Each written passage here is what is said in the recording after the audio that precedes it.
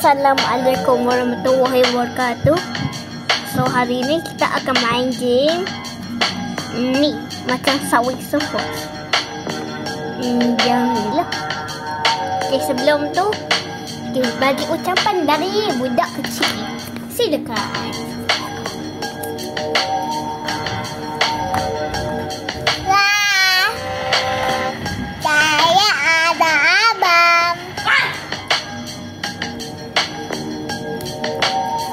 Jangan cakap dia asyik tipu je. Okey, hari ni jom kita start main. Okey, 3, 2, 1. Hey you! Jalan yang bagus. Dale, sanci. Tak nak. Oi.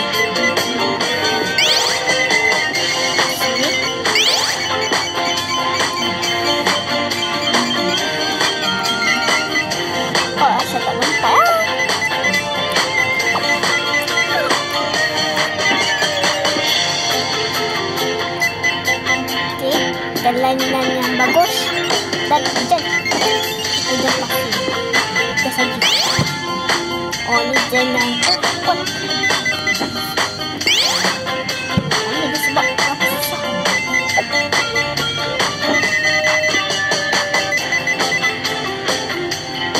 Ini baik. Jalan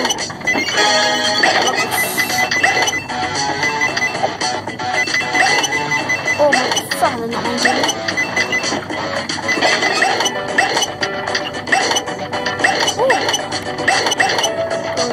Jangan ikut.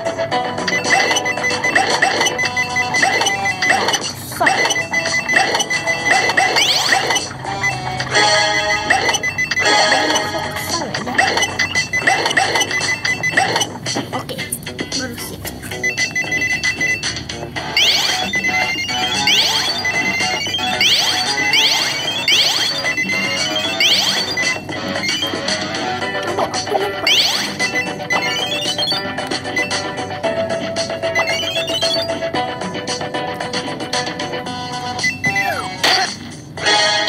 Ingatkan yang tu lompat tinggi. Tapi tak apalah. Okey, seterusnya untuk adik saya yang paling pelik dunia untuk mainkan ini. Okey. Okey, Jaya ada bom saja. Kita ada bom. Okey, ingat tau. Okey, adik saya pula untuk mainkan.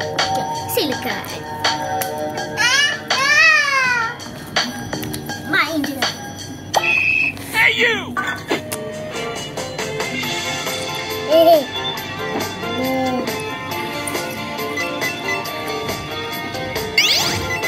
Dad.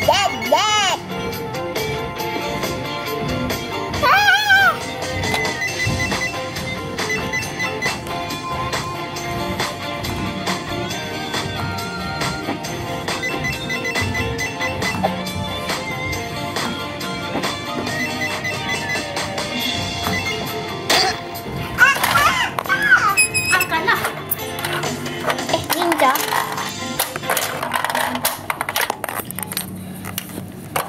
Okey, kamu nak tahu apa yang benda tu? Yang tu bola. Bola gila.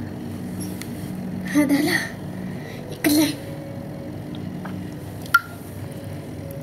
Okey, tak apa. Next, kita akan main game lain pula.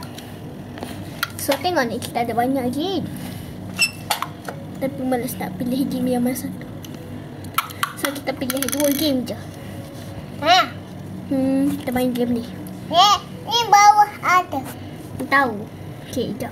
Okey, kita main Roblox. Apa ni? Hitam. Apa ni? Patutlah. Ada lag sikit. Maaf ya.